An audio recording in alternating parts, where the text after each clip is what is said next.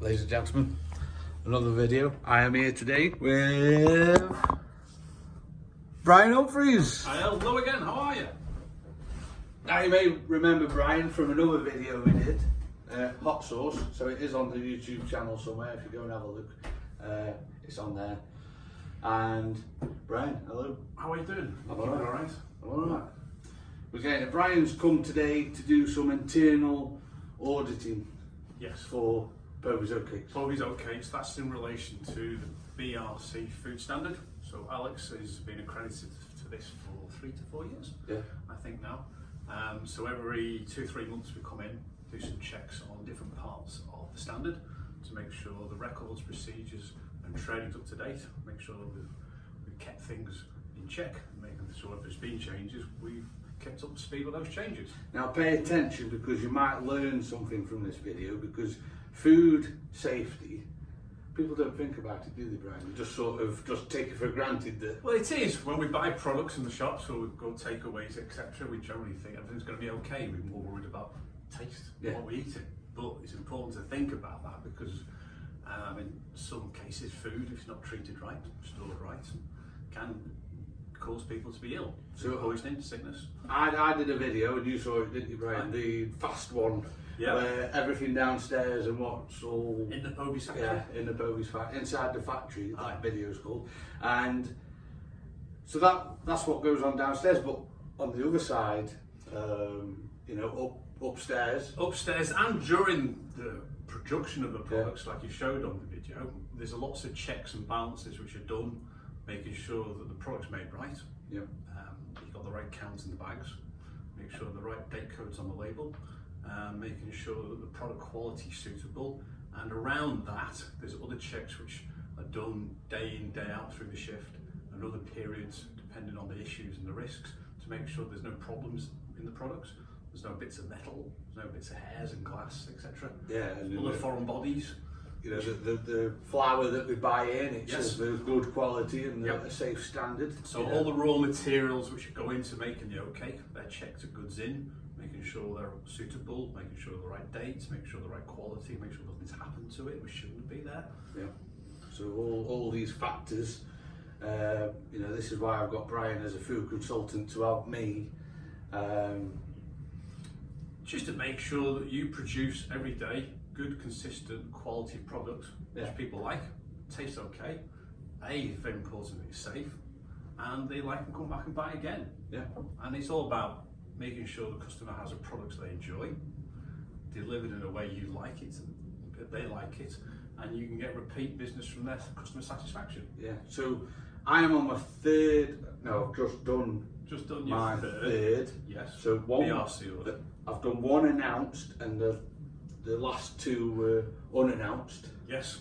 which is a bit harder because I can't sort of have Brian like that because you know we don't know when they're going to come, so I've got to sort of, you know, be left on my own to You and your team to be Yeah. able to answer the questions which come up in a BRC audit. So some supermarket customers we supply, the likes of Aldi for instance, they demand that the fact is that the audit's got to be unannounced. Yeah. So it's an annual audit. Some sites have it announced, they know they're coming, so there's a bit of degree of time and preparation you can do for that. Organise things, make sure the place is clean, as you would do normally every day. But with an unannounced, as you say, it can be a period of 6 months, maybe more sometimes, and then the auditor's going to knock on the door and say, I'm here, and you've got to go through the whole process of doing Yeah. that audit. So that means for us, we need to make sure that all the controls, all the staff are being followed and that they know what they're doing. So it's there's an extra check, an extra level of checks, making sure that we, Povey's, are making sure our products produce consistently correct all the time. Yeah. So this is the hard part because people don't understand this. BRC. Now, if you say to someone BRC, they're like, what you're on about? So BRC is British Retail Consortium, which you know. So that was the body which formed this standard we were referring to back in the late 90s to create a common standard of which other food companies are generally audited to. So we're in the 8th version now. So the standard changes every 3 years. But when I started, we were on version 7. Correct. I did 2 audits on version 7. Yep. And then, well, last year, me and you had a... So we had a 6-month period to updating our systems. Yeah, so it was we were very busy going over everything to make sure that you reached and complied with the new changes and the new version. So the version changes every 3 years. The current version came in to be audited against in the 1st of February 2019. So people got that year's cycle. So the last few companies who were issued audited against version 7 are going through this month, January 20, their audits against version 8 for the first time. So yeah. The standard, because laws change, practices change, new risks emerge, the standard gets updated to reflect those every 3 years. So me and Brian have altered all the folders, paperwork, everything to version 8, and then bang, And staff training's been updated related to all that. I get an unannounced audit, and then I've got to do a version 8. Yep. And yeah, we did it. We passed. Got an 8A plus again, which for this size of business. Well, yes, for a very small company size here, Alex controlling it with the help of the small management team and size staff downstairs is a very good result. The plus sign means that it's been unannounced audit, Yeah. so that can be recognised upon the certificate. Yeah. Now BRC is changing.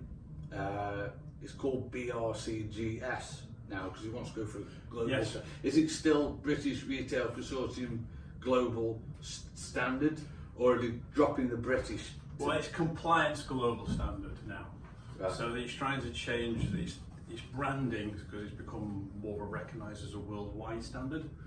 So there's about 28,000 sites towards that across the world which go through the various BRC, GS standards now. So you'll see around the world there's a number of different countries, lots of different sites through South America, Central America, North America, Asia, Europe, Australasia, which are BRC accredited, just like Bogies. Yeah. Are you busy, Brian?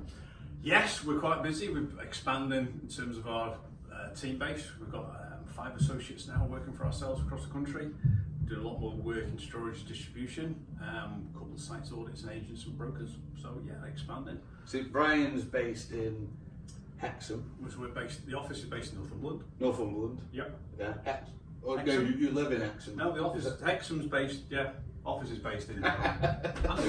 So Brian does part of your job, Brian, is a lot of travelling. Yep. So there's travel around the country to Trains, hotels. Yeah, trains, cars, yeah. No automobiles. Yeah. Or no planes. So what we say is that we do set up. We do as we did with Alex initially, help set up the systems, making sure that the systems are compliant, making sure that they're simple to use. Importantly, people understand them, so it's a matter of putting them over in a way which they'll translate the language of the standards and the BRC from its very technical to everyday language, which is always important. And then we do sort of maintenance through what we're doing today, internal audits. Keeping everything up to date. Up to date, changes have been accomplished. So you've got changes in law, changes in standards, changes in suppliers, changes in staff, equipment. Those are reviewed. Systems are updated where we're necessarily, and doing also checks currently that the documentation, as we've done today, on HACCPs, for instance, are also well maintained and suitable. Yeah, and now Brian doesn't just cover BRC, he also cover Salsa as well. The Salsa's more for, really I should be Salsa, more for the small... Yeah, so this BRC is a big standard. It's the audits minimum a day and a half, 2 days, can go into 3 days for bigger sites with more complicated operations. So if you're a small company, micro company, less than 10 employees for instance, and you want to supply certain parts of the supermarkets, condition of their trade is that you may need to have an accreditation. BRC is too much, too expensive, too detailed for that size of company. So Salsa was born 10, going 11 years ago now, for UK food manufacturers to be able to have an accreditation which the buyers at the supermarkets, food service companies, Breaks 363 for instance, can accredit against and be happy and it meets a certain level of food safety and quality accreditation. And Salsa's funded by the NFU. So BRC. So it's the stakeholders include the British Hospitality Association, NFU, and others, in which they're to try and making sure that the standards are kept up to date. There's various technical committees which supermarkets are involved in to make sure the standards are reviewed and they have an input into this, as well as the food service. And there is now about 1,600 sites from memory, which are across the UK, literally from Shetlands through to the Scilly Isles, across all the mainland, down to Isle of Wight, which are accredited each year against the Salsa standard. I hope that people watching this video are taking this in, because it is important. It is. It's not a thing you think about every day when you No. buy your products, but it's there to try and make sure that the products, as we mentioned, that you eat and consume is safe. So legal. people are eating an oat cake just at home, and they don't realise the work behind the scenes that has to go Very into much it. so, It's the same yes. even a block of cheese. Yeah. You just have a bit of cheese. So you've got your oat cake, you've got your cheese, your bacon, your brown sauce, all of those suppliers, people who make it, they've gone through similar levels of accreditations to make sure it's safe and it's food and things, to try and minimise risks and things going wrong. Yeah. So, there we go. There we go. Brexit. How is Brexit going to affect the food industry? Right. Well, go on. We're all a little bit unknown on there. There are going to be changes for import regulations for foodstuffs coming into the UK and foodstuffs going out, making sure that if the standards do change, there's going to be a parity in terms of levels. There's going to be changes in labelling, and that's proposed coming through. So there's going to be clearer references for UK labelling as such, and the changes which those might bring in. Do you think the UK will adopt most of what we've got at the moment? Well, in some ways, a lot of our market is Europe for our food products. So it would be, I think, in the trade negotiations, there's going to be difficulty to change standards or decrease standards at least, because then you're going to be producing one product one way for UK and potentially one way, or different labelling requirements, for instance, for Europe or Ireland and other sides. So, to me personally, my own view is that they're going to continue to be a commonality, because, or maybe in some ways, if the movement pushes that way, to increase standards, so at least the minimum standards are maintained. Otherwise, there's going to be extra complication, extra costs involved in that, changes in production of our food, which are going to come back to us all. So I got BRC, and it enabled me to go out and be more confident with the customers. Yeah, you can present a confident image through the fact you've got the accreditation, and that provides them with confidence that the products you produce should be good day in and day out. Yeah, so I had one customer come to me, his current oat cake supplier, and he had a 1-star food hygiene rating, and I got BRC. So when I spoke to them, I said I've got BRC. They had BRC as well. So in the end, it was happy days, and we're both happy, and we continue trading to this day.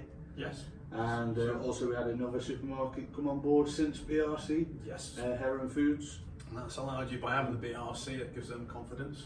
Yeah, in what they're buying as well. So Exactly. It's swings and roundabouts. Yeah, so it's not there just to tick boxes to make sure we meet the laws. It's there as an opportunity to be able to grow business, to show that oat cakes we produce are good. Because now BRC is like the backbone of Bogus Oat Cakes, really. It's like the full it is, yeah. skeleton of the company now. It's sort of how you run things. Yeah. It's not just to meet their requirements, but it's how you organise your training, how you organise your production, how you organise the structure, the companies, and how you bring staff on at the same time.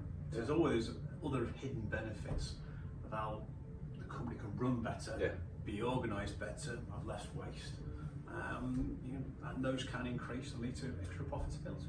Well, thanks for coming, Brian. As you do, just keep coming. That's okay. And, nice to be here again. Thank you, everybody. Auditing away. Any other comments? No, that's it. Nice to speak to you all again. Yeah, don't forget to check out Food Safety Assist, all one word, on Twitter. Yeah, and we also do LinkedIn posts at the same time as well. Yeah. All the news is fed to our website. Don't forget, Ploby's Oat Cakes. Watch the film channel. Yeah, on Little YouTube. movies Yeah. on YouTube. All right, cheers for that, Brian. So, mate.